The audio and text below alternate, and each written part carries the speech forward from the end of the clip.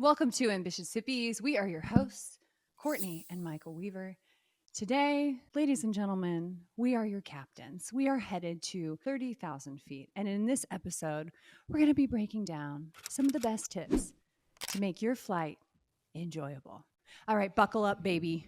Dang, I like the little voice. It's the same voice that you hear when they come over the intercom in the plane. Ladies and gentlemen, please take your seats. Now I'm going to be the pilot Ooh, now. I like it. I like it. I was a flight attendant, but you automatically took over flying the plane. What the hell? Well, I have a goal one day of being a pilot. Maybe not a commercial lines pilot, but little bitty plane pilot. Little bitty plane. Might as well get my voice. Ladies and gentlemen. Who are you going to be talking to on that little bitty plane? Well, me, myself, and I, baby. Okay, maybe you'll join me. Maybe we'll have some fur babies with us. Hold on, before we get into some top tips, why limit yourself on such a baby plane? Why wouldn't you want to fly like a big plane? I'd rather just hire somebody to do that. Oh my God. Okay, so you have set us up perfectly for one of the top tips. You're already like going there. One of the top tips for making your flight enjoyable. Okay. And let's just tackle it. Let's talk about turbulence and this need for control when you get on an airplane. Like, there is nothing that brings me more sick satisfaction than looking around and watching people lose their shit when the plane starts bouncing. I mean, like, dude, it's rocking like a high school pickup truck after a football game, right? And people are losing it.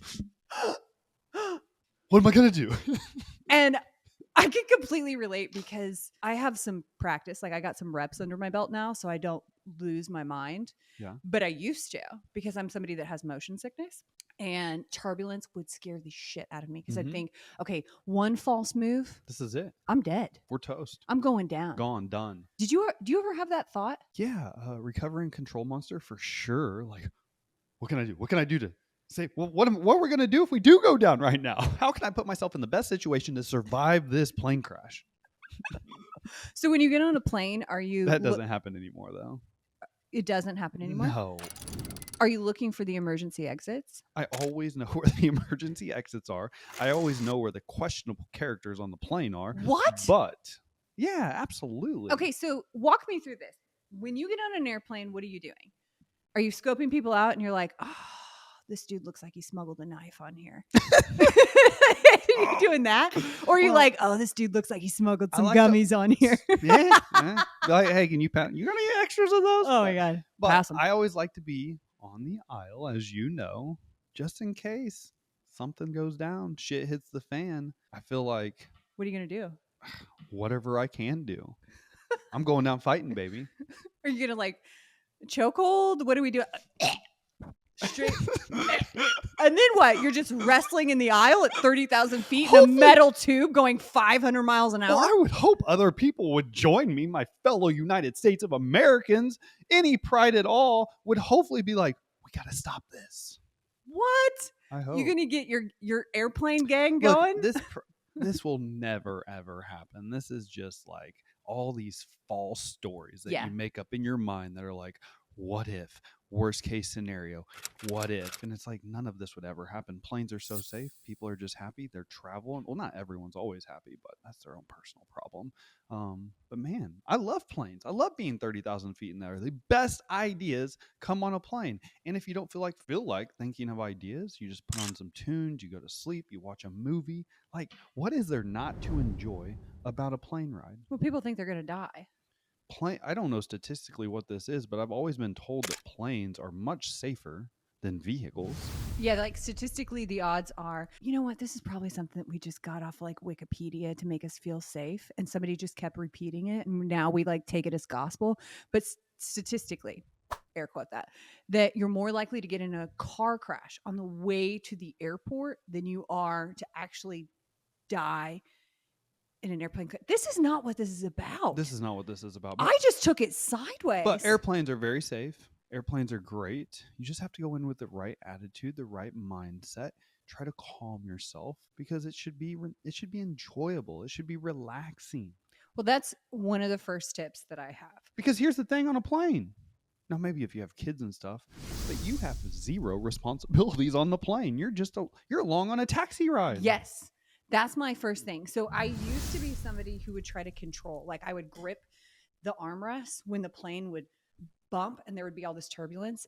And I actually had a conversation with a pilot, and he said that the plane is designed to bounce when it hits turbulence so the wings don't snap off. And I'm like, I don't know if that's helpful. So like flex, nice. Yeah, so it bounces with it, but now it's like, well, now all I'm thinking about is the wings snapping off. I don't know if that's helpful or not. But I had this realization because we just took a flight a few weeks ago where I could feel myself starting to do this again, where I'm like, oh my God, gripping the armrest, my toes were starting to curl, and it was like that feeling of I'm not in control. And then I thought, I don't know how to fly a plane. If something were to go wrong, I don't know what to do. I'm not even paying attention. I've been on so many flights. I'm not even paying attention. I don't even know how to grab the oxygen mask. Like, where the fuck is that thing up there? Like, I hope it drops. And then I'm telling you right now, I get on an airplane and they're like, please pay attention to the flight attendant as she reviews your safety features. Am I paying attention? No. I put my AirPods in and I'm immediately like, boom, let her eat. Here we go.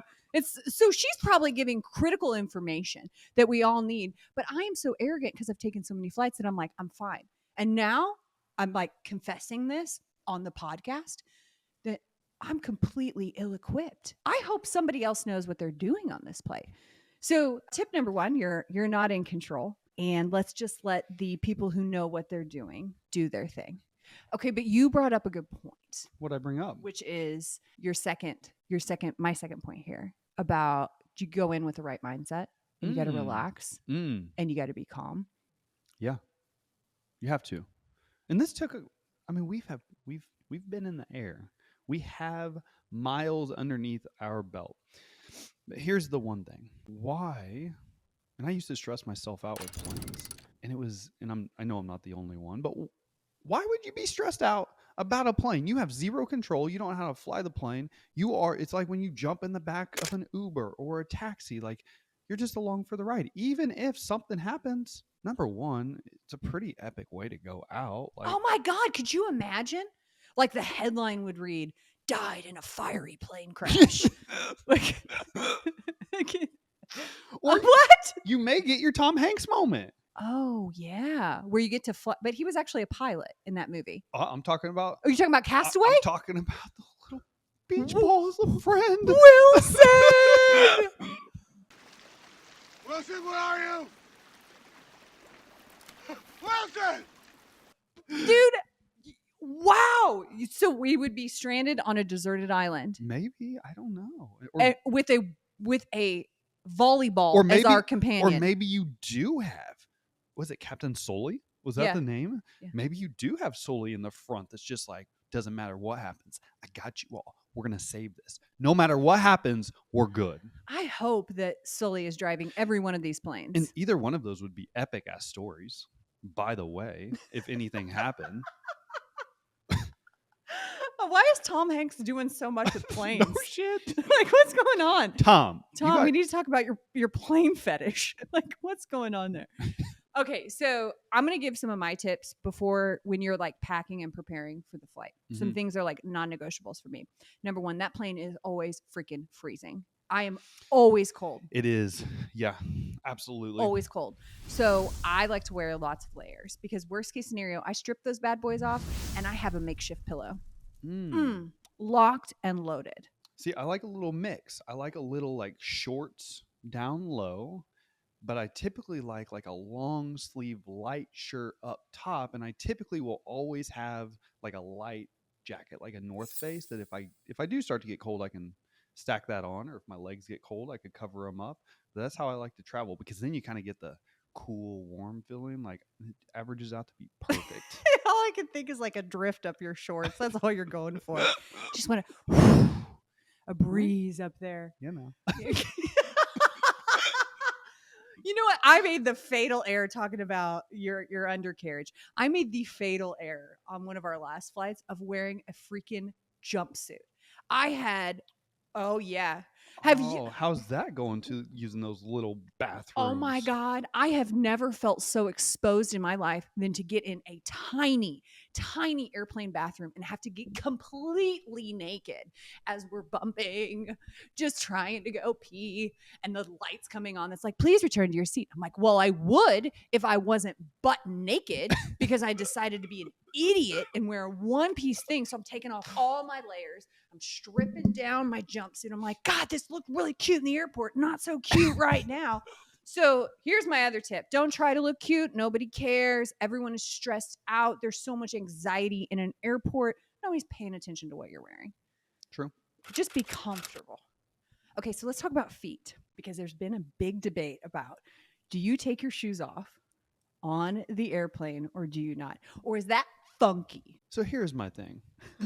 If you have some stinky ass feet and you know that you have stinky feet, you are not taking your shoes off. Well, wait a minute. Is this something that if somebody has stinky feet, you think they know? Or you think they're like, it's not that bad? I think you know if you have stinky feet. Whole floor smells like stinky feet. How would you, like, are you just going around sniffing other people's feet to judge? Like, stinky or not as stinky? I'm not going around anyone's feet smelling to see if they stink. But as a person, an individual, I know, like, for example, if I've been in a sporting event, I've been sweating, I take my shoes off. I'm like, ooh, stinky feet. My feet usually are fine.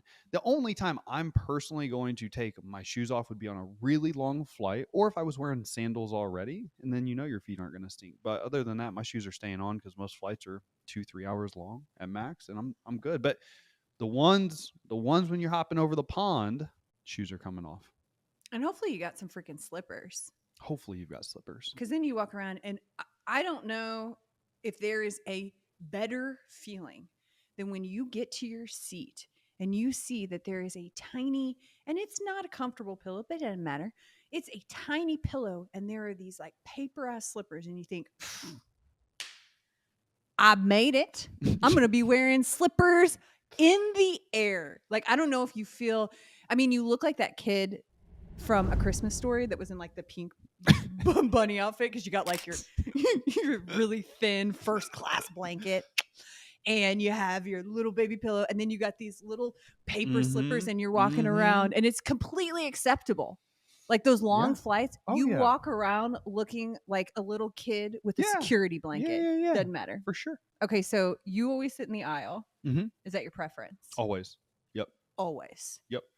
See, my preference is always the window. I know you do love the window. That's why we get along so well. We're great travel companions. Maybe that's a question that all, if you're getting ready to go in a relationship with somebody. Where are you sitting on a plane? Yeah, we really need to talk about plane etiquette here because that's the thing. Okay, so when somebody gets up to go to the bathroom, do you get all the way out of your seat or do you just stand up? On the aisle? Yeah. So it typically depends on the size of the individual, but usually I will get all the way up out of my seat, get in the aisle. Just makes everything easy, clean. You're not rubbing knees. You're not bumping elbows. You ain't getting asses in your face. So, I swear to God, it's like a cheap strip club every time. It's like, why is your ass in my face and I didn't pay for it? That's exactly what's happening. You're like, oh my God. Because I don't want a hairy ass in my face. Our last flight that we took, we couldn't sit next to each other, so we each had an aisle seat. I hate the aisle because of that reason. This guy, I don't know what he drank. He had to have been on some kind of diuretic that was making him pee like every 20 minutes. And I'm like, bro, it's a 2-hour flight. Sit there and hold it. Like, come on now. I felt like my dad on a road trip. You're going to be fine. Hold it. This dude kept getting up and I thought, I don't know how people in the aisle are not constantly annoyed. Like, I have so many cords that are plugged in. I'm watching my TV. I'm like overstimulated. I got music playing while I'm watching TV, while I'm charging my computer. It's like everything is happening. This guy's like, excuse me, can I go to the bathroom? I'm like, no. Yeah, sure. I'll unplug everything. So in that situation, I sound like such an asshole. No. So here's what I would do if I was in the aisle in that situation. The first time or two, great, getting out. Every time after that, I'm no longer going to make it easy to get in and out. Oh, you're going to block him.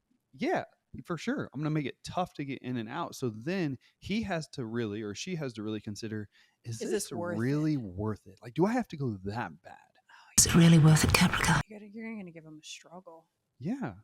If you're going to make me like be all inconvenient and shit, I'm going to inconvenience you. Oh, it's a little petty, but I like it. I'm just saying. I like it. I mean, you know me, I'm a pretty easygoing person. One time, 2 times, it depends on flight. But man, you start getting up a lot.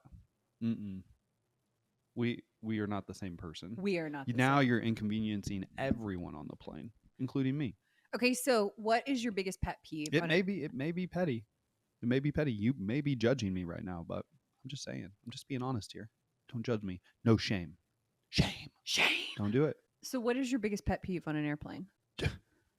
What? Don't fart. I cannot believe that people actually have the audacity to fart and then just sit there in their stink while everyone else also has to smell their stink. That is disgusting. Get up and go to the bathroom. Oh my God. And some of them smell like a shart. You're like, oh my God, you totally just shit your pants. Oh, dude, it is the worst. It's like, where is that coming? Who did that? Where is that smell coming from? And then you see everyone looking around. No like, shit. Who was that? Like, who was it? Which one of you did this? Oh my God. Is that not yours? Wow. Like when people. If you are one of those people, stop it today. No more. That is not acceptable. It's not acceptable. Don't be shitting your pants on a plane. It's just a natural bodily function. That's fine. Go to the bathroom. I get that it's a natural bodily function, but that doesn't mean just because it's natural that I want to smell it. Oh my God. Okay. Well, so when people bring stinky food on the plane, that like if you're going to bring like onions and salmon, and I've been that dick before that has done that, but it's so disgusting. But I will actually tell you my biggest pet peeve. I'm going to one up you. I'm going to Tammy Topper your story on farting on a plane and tell you the worst smell that I have ever smelled in my entire life. This is the worst flight I have ever been on in my entire life. So I took my best friend's daughter to Miami for her 21st birthday. She's like my niece, and we were having a blast. And one of the things was we were going to fly first class. We're going to do it up big. Like this was like her graduation, her 21st birthday party. I'm the kind of aunt you want in your corner. Okay. Let me tell you, I'm the cool aunt. And I take that very seriously. Like that is a point of pride for me to be able to spoil the people that I love. I love it so much. It's the reason that we work so hard. So the first flight out of Miami to our connector was sick. We were in those pods. So when I was booking the flight and I saw the layout of the plane, I immediately knew this is an international plane. So we get on, we're first class, and I have goosebumps even thinking about it because I look at her and she's never flown like this. And she's losing her mind. I mean, it's 7 a.m. and this girl is ready to rave. And I'm like, same, sis. Same. Because it's a different level. Like a first class pod. Oh. All of a sudden, you turn into the most arrogant, aristocrat, bougie bitch on the planet. It is instant. All of a sudden, you're like, hierarchy. Me, I'm at the top. I'm the fucking apex predator. That's what it feels like when you get in a first class pod. Like you lose all decency. You have no compassion. Everyone in the back, peasants. You're up front. You have a pod. And it's like, God, calm down. Your privilege is showing. Like, I get it. Whatever. So we get on this plane. I got all these pods and they go all the way back. So I'm talking full 180 lay back. We all have our individual pods. It's sick. I'm like, oh, she's done, because the minute you do that, there ain't no going you're back. Not getting on Spirit. Nope. There's no way. You're not flying Spirit Airlines after you do that. You think, absolutely not. I might as well fly the damn plane at that point. So then our second flight. So Kansas City is one of those airports where, you got to like, we're going to get you here, but you're going to have to take another flight to get home. It's like, okay, cool. So the second flight is just a normal like 737, where there's 2 first class seats on each side. Cool. We don't get to sit by each other. I'm on the aisle and she's on the aisle. Again, another aisle situation. And this guy who's a few years older than her is in the window seat. And I look over and you can tell that he's like hitting on her. Look out. I think Moto likes you.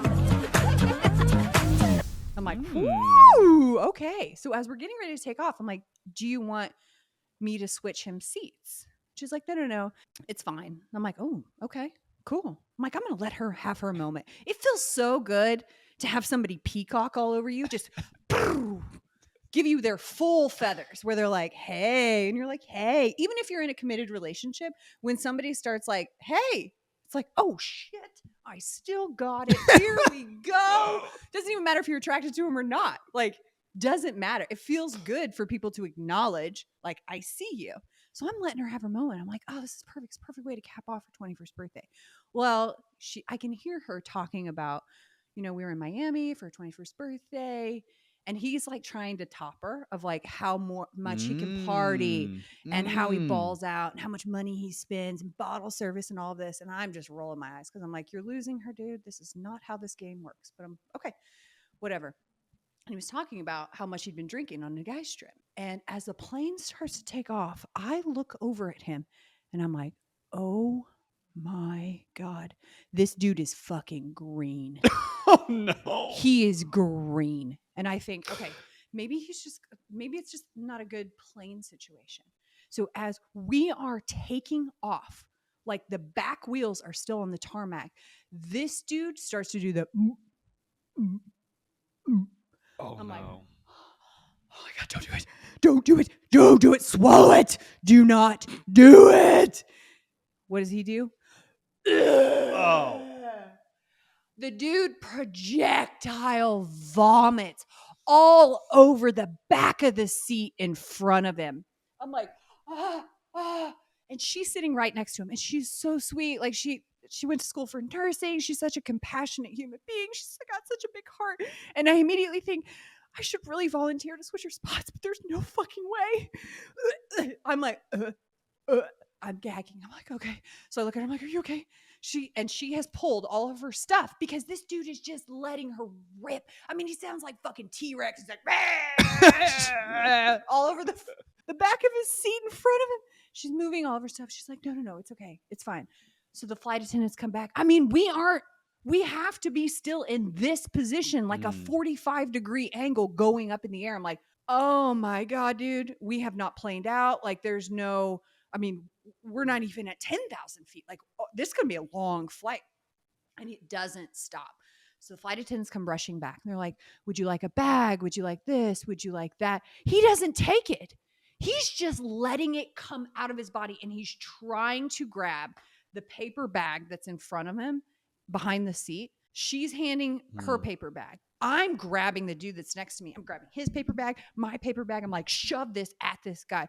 Well, it's like that. It's actually like that scene in Dumb and Dumber where he pees into the bottle. And he's like, give me another bag. Give me another bottle. Quick, give me another bottle. Come on. Hurry. Come on. Okay. That's what's happening is this dude is puking so much that he is ripping the bags. So they're trying to give him more bags. He's refusing it. We're like, take the bag, dude. Oh my God, it is so disgusting. And he doesn't stop. So this is a dude that was just talking about how he can party and how he can hold it down. He's trying to flirt with a girl. And then everywhere. This lasts the entire flight. So if he's not sleeping, so we finally get all the bag situation. It is the worst smell. I would rather take a baby who has just had that blowout in their diaper that goes up their back, where it's like yellow and it's like in their hair. I would take that over this smell because it smelled like a mixture of whiskey and vomit. Oh yeah. That's exactly what that smell was. She was so kind. She was so nice to him. And she knew what to do. She's like, you need to smell alcohol. It'll help get rid of the vomit, like this sensation of wanting to vomit. Wouldn't do it.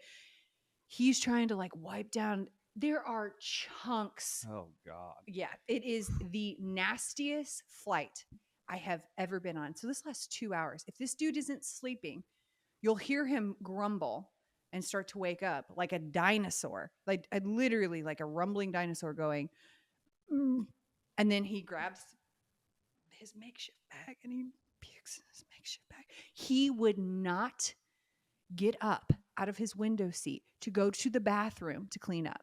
The flight attendants were coming around. They were spraying like that cheap cologne.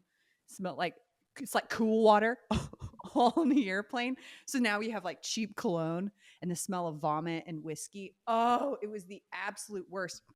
And of course, I'm so concerned that I want everyone to know this is not me. Okay, I could have had this moment 10 years ago, but this is not me anymore. That I'm looking back at all of our peasants that are in economy. No.